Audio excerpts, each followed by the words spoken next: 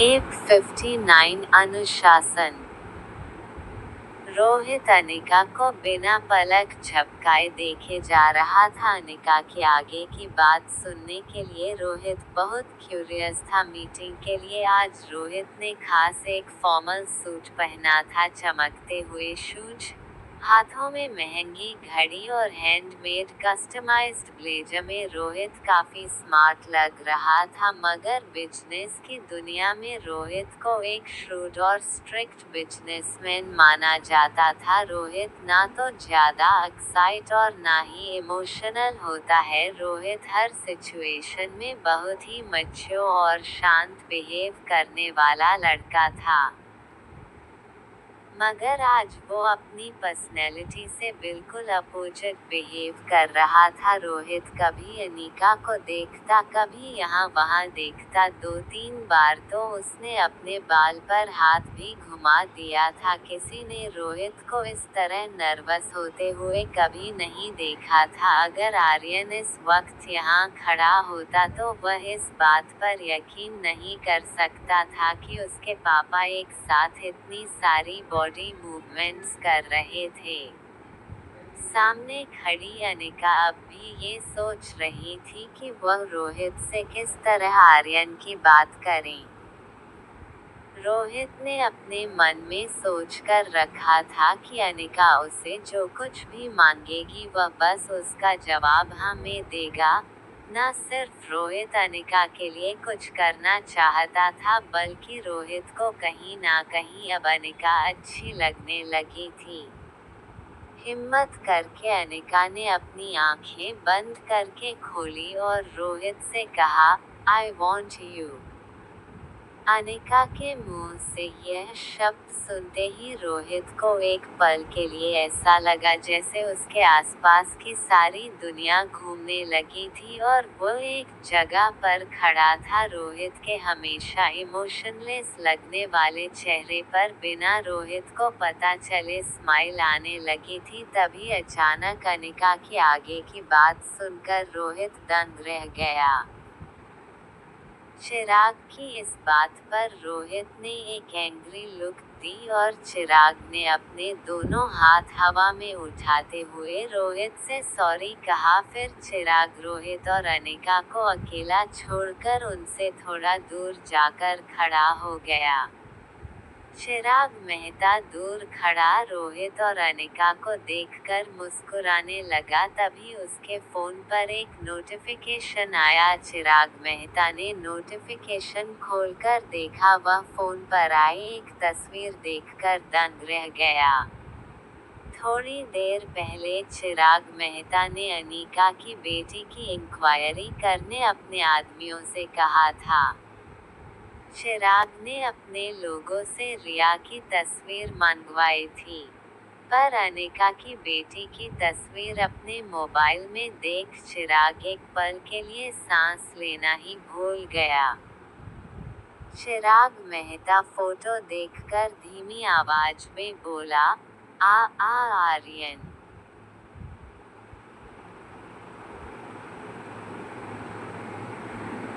8:59 अनुशासन।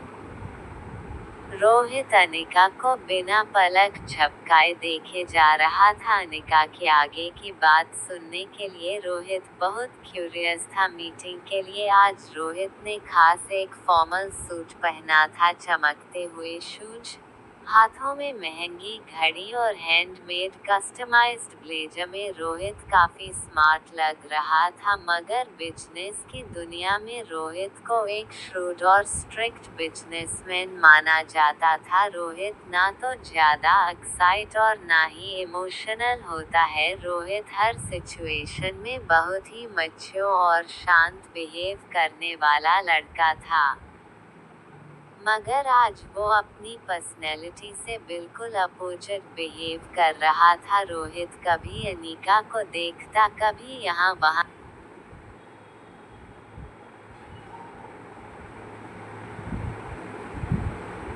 से यह शब्द सुनते ही रोहित को एक पल के लिए ऐसा लगा जैसे उसके आसपास की सारी दुनिया घूमने लगी थी और वो एक जगह पर खड़ा था। रोहित के हमेशा इमोशनलेस लगने वाले चेहरे पर बिना रोहित को पता चले स्माइल आने लगी थी। तभी अचानक अनिका की आगे की बात सुनकर रोहित दंग रह गया।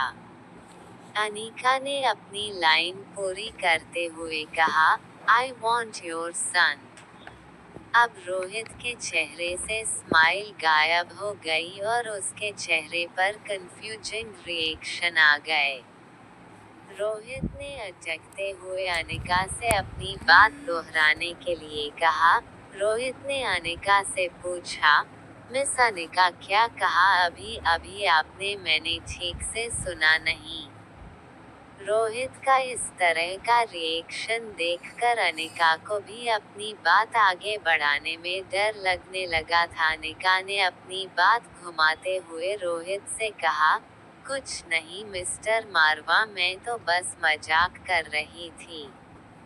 अनिका बस इतना चाहती थी कि किसी तरह उसे आर्यन मिल जाए, मगर वो मरवा इंडस्ट्रीज को सस्ते दाम पर अमृत टैबलेट्स देकर रोहित से अपना बेटा खरीद नहीं सकती थी। यह बात अच्छी तरह जानती थी।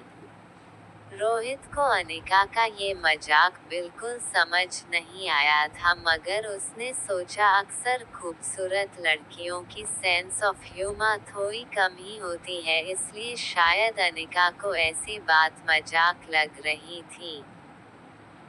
अभी दोनों एक दूसरे के सामने देख ही रहे थे कि अनिका का फोन वाइब्रेट करने लगा। उसने रोहित को फोन दिखाते हुए इशारे से कहा कि मैं अभी आती हूँ। रोहित से कुछ कदम दूर जाने के बाद अनिका ने राजलक्ष्मी का फोन उठाया। राजलक्ष्मी ने तेज सांसें लेते हुए कहा, मैडम, मुझे अभी पता चला है कि दिल्ली में कोई आपकी बेटी के बारे में इंक्वायरी कर रहा है।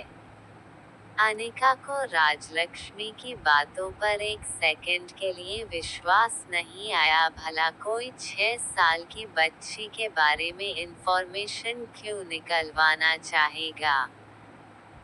तभी अनिका का ध्यान पीछे खड़े रोहित मरवा के असिस्टेंट चिराग पर गया। चिराग रोहित के साथ धीमी आवाज में कुछ बात कर रहा था और फिर अपनी जेब से फोन निकालकर वह रोहित को कुछ दिखाने ही वाला था। तभी अनिका ने राजलक्ष्मी का फोन काटकर हड़बड़ाहट में रोहित को जोर से आवाज लगाई, मिस्टर रोहित, मुझे आपसे कुछ बात करनी है।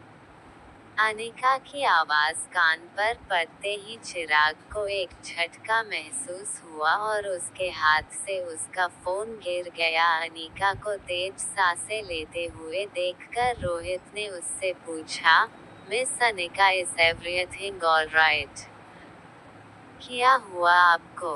अनिका को कुछ समझ नहीं आ रहा था कि वह रोहित को क्या जवाब देती कि ऐसी क्या इमरजेंसी थी कि उसने इस तरह चिल्लाकर रोहित को बुलाया था।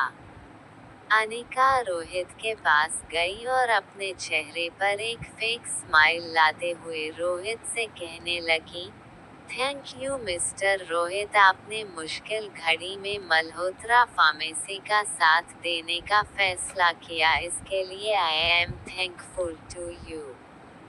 अनिका के मुंह से यह बात सुनकर रोहित के चेहरे पर स्माइल आ गई और उसने भी अनिका को बड़े ही पोलाइटली कहा, वेल इट्स जस्ट कि मुझे आप बहुत अच्छी लगती है। ये कहने के बाद रोहित को खुद के जबान पर भरोसा नहीं हो रहा था कि किस तरह उसके मुंह से यह बात निकल गई थी। अनिका रोहित की यह बात सुनकर यहाँ वहाँ देखने लगी। अनिका को इस बात का डर था कि कहीं रोहित की यह बात आसपास खड़े किसी आदमी ने कहीं सुनी तो नहीं थी। चिराग नीचे पड़ा अपना फोन चेक करने में बिजी था। अनिका और रोहित दोनों ने राहत की सांस ली जब उन्हें ये पता चला कि किसी ने उनकी बीच हुई इस बात को सुना नहीं था। रोहित ने फिर अपनी जेब में हाथ डालते हुए अपनी बात बदल कर कहा, अनिका जी, आई मेंट मुझे आपकी प्लानिंग, आपकी समझदारी और मेडिकल साइंस में आपका जो इतना नॉलेज है वह बहुत पसंद है, इसलिए मैंने सोचा कि आप पर इन्वेस्ट करना मेरे लिए फायदे का ही सौदा होगा। चिराग ने जब अपना फोन दोबारा स्विच ऑन करने की कोशिश की तब उसे इस बात का एहसास हुआ कि गिरने की वजह से उसके फोन में कुछ प्रॉब्लम हो गई थी, जिसकी वजह से अब चिराग मेहता का फोन स्विच ऑन नहीं हो रहा था। चिराग अपने फोन को लेकर टेंशन में था, तभी वहां कल्याण शास्त्री और डॉक्टर शालिनी अनिका से मिलने आए। कल्याण शास्त्री ने अनिका से हाथ मिलाने के लिए अपना हाथ आगे बढ़ाते हुए अनिका से कहा, तुम्हारी माँ स्वाति मेरी बहुत अच्छी दोस्त थी, उसकी मौत की खबर सुनकर मुझे बहुत दुख हुआ। इनफैक्ट ट्रेडिशनल मेडिसिन, आयुर्वेदिक और ट्रेडिशनल मेडिसिन ने अपना एक कीमती हीरा खो दिया है। पता नहीं क्यों सालों पहले इतनी होनहार लड़की को क्या सूझी कि अचानक इस तरह हम सब की दुनिया से गायब हो गई। अगर वैसा ना करती तो आई एम श्योर अब तक उसने मेडिकल साइंस की दुनिया में अपना एक अलग मुकाम हासिल कर लिया होता। चलो बीती बातों को भूल जाओ, तुम्हारी माँ ने जो किया सो किया, मगर मुझे तुम्हारे लिए बहुत खुशी होती है। मैंने सुना है तुम एक बेहतरीन सर्जन हो। मैं जानना चाहता था कि क्या वाकई तुम्हें ट्रेडिशनल और आयुर्वेदिक मेडिसिन में इंटरेस्ट है। अनिका समझ नहीं पा रही थी कि कल्याण शास्त्री उसे इस तरह सवाल क्यों पूछ रहा था। चेहरे पर कंफ्यूजन देखकर डॉक्टर शालिनी ने अनिका से कहा, तुम्हारे लिए आज सचमुच एक बहुत खुशी का दिन है। मेरे गुरु मिस्टर कल्याण शास्त्री तुम्हें अपना शिष्य बनाने के लिए तैयार है। अब जल्दी से इन्हें अपना गुरु मानकर आज से इनकी ट्रेनिंग में अपना काम शुरू कर दो। हैरान अनिका ने अपनी आईब्रो चढ़ाकर डॉक्टर शालिनी से पूछा, but why should I do that? मैं ऐसा क्यों करूं? डॉक्टर शालिनी ने एक लंबी सांस छोड़ते हुए अनिका के पास आकर कहा, क्योंकि ये तुम्हारी जिंदगी की सबसे बड़ी अपॉर्चुनिटी है। तुम शायद यहाँ आयुर्वेदिक मेडिसिन के मार्केट को अच्छी तरह जानती नहीं। मार्केट में डिमांड बहुत ज़्यादा है और आयुर्वेद के गुरु बहुत कम। इस वक्त इंडिया में सिर्फ 3 आयुर्वेद गुरु बचे हैं, एक मेरे गुरु डॉक्टर कल्याण शास्त्री, दूसरे रामप्रसाद यादव और डॉक्टर संदीप इयर। इन तीनों ने आयुर्वेद के महागुरु डॉक्टर वांगापट्टू से अपनी एजुकेशन ली थी। डॉक्टर वांगापट्टू ने सालों से किसी पेशेंट का इलाज नहीं किया। वह अब बहुत उम्र दराज हो गए हैं और अपना सारा दिन ध्यान में और ईश्वर की खोज में बिता देते हैं। अब ऐसी सिचुएशन में आयुर्वेद के महागुरु का खिताब ऑटोमेटिकली डॉक्टर वांगापट्टू के सबसे होनहार स्टूडेंट यानी मेरे गुरुजी डॉक्टर कल्याण शास्त्री को मिलता है। ये बात सुनते ही पास खड़े एक बुजुर्ग जो आयुर्वेद मेडिकल साइंस के जानकार थे, उन्होंने कल्याण शास्त्री को सवाल पूछा, मिस्टर कल्याण शास्त्री, बड़े सालों बाद मैंने डॉक्टर वांगापट्टू का नाम सुना है। आप कह सकते हो कि किसी जमाने में मैं बहुत बड़ा फैन था उनका, लेकिन जहां तक मेरी जानकारी है डॉक्टर वांगापट्टू ने कभी किसी को अपना शिष्य नहीं बनाया था। बुजुर्ग आदमी की इस बात पर आधी स्माइल देते हुए कल्याण शास्त्री ने कहा, आप सही कह रहे हैं, मगर मैं उन खुशकिस्मत लोगों में से हूँ जिन्हें यह अवसर मिला है कि वो डॉक्टर वांगा पट्टू के स्टूडेंट ना होकर भी उनके अंडर ट्रेन हो सके। आप आज की भाषा में कह सकते हैं कि मैं उनका अनऑफिशियल स्टूडेंट था। अब ऑफिशियल हो या अनऑफिशियल, नॉलेज तो नॉलेज है। जो मैंने उनसे प्राप्त की है उसे किसी डिग्री में नहीं तोला जा सकता है, और मैं चाहता हूँ कि उनसे प्राप्त हुआ ज्ञान मैं अपने तक सीमित ना रखूं और आने वाली पीढ़ी के होनहार बच्चों को आयुर्वेद के इस अद्भुत विज्ञान से रूबरू कराऊं, जैसे डॉक्टर शालिनी और अब आपके सामने खड़ी है डॉक्टर अनिका।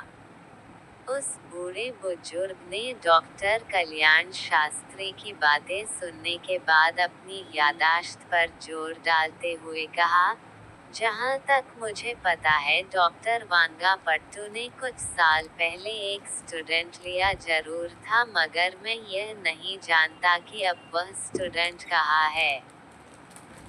वो कौन है? वो कोई लड़का था या लड़की? यह कोई नहीं जान पाया था।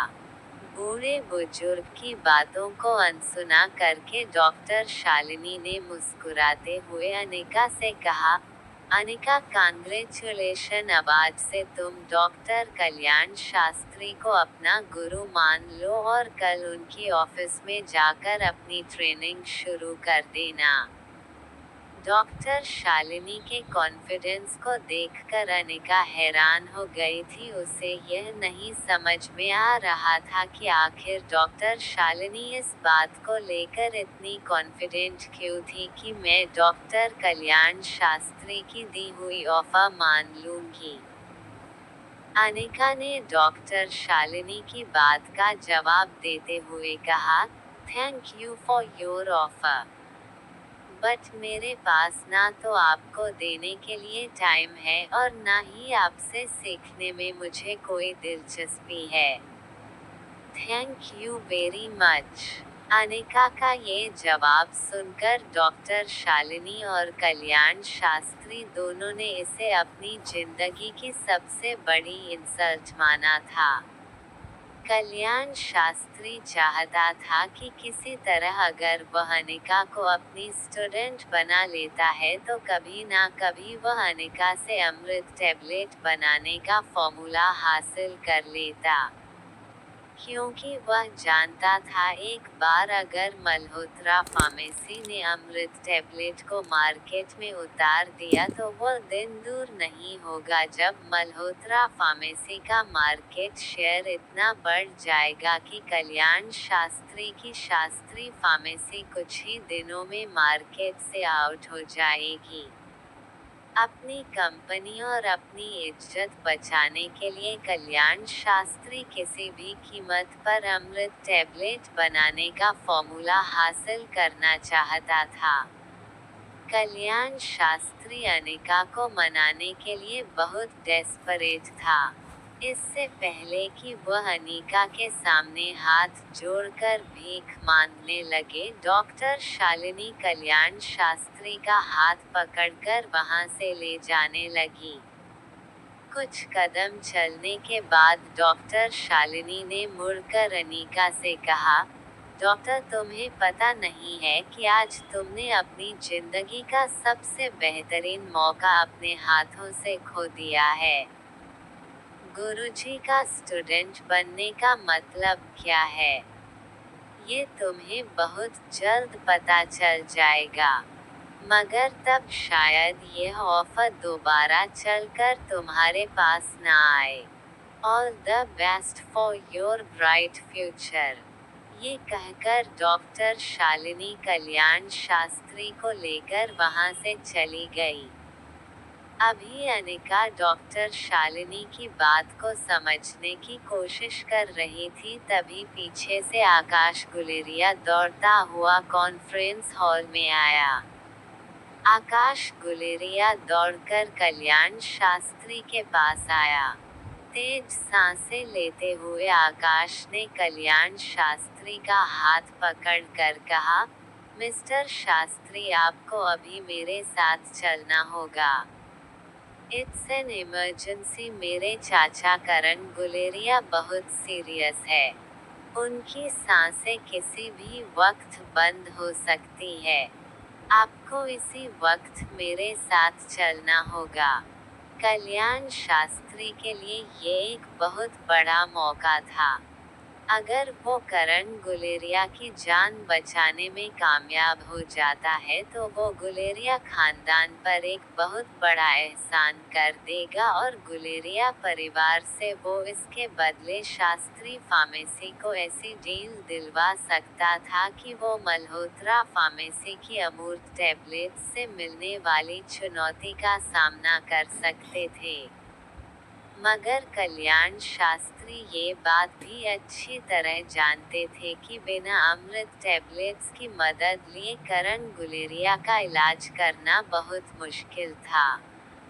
आकाश गुलेरिया के साथ निकलने से पहले कल्याण शास्त्री ने फिर एक बार अनिका की ओर देखा और अनिका से कहा, अपने अंदर के क्रोध, जलन और ईर्ष्या पर काबू करके जो मानव दूसरों के हित के लिए काम करता है वही असली शक्तिशाली मानव कहलाता है।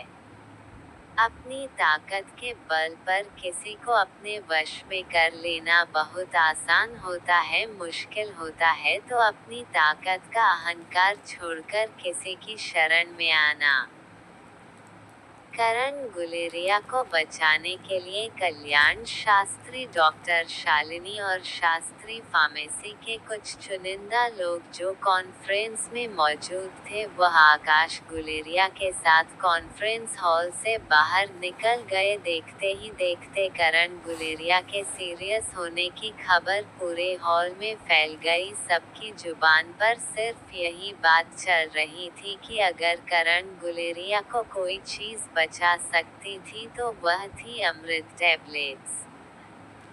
अनिका की नजर दरवाजे से बाहर जाने वाले आकाश गुलेरिया पर टिकी थी। आकाश के चेहरे का टेंशन ये साफ बता रहा था कि करण गुलेरिया की हालत बहुत नाजुक थी, मगर अनिका चाहकर भी करण गुलेरिया की मदद नहीं कर सकती थी क्योंकि वह जानती थी कि करण गुलेरिया मल्होत्रा फार्मेसी से मिली किसी भी मदद के सहारे अपनी जान नहीं बचाना चाहते थे।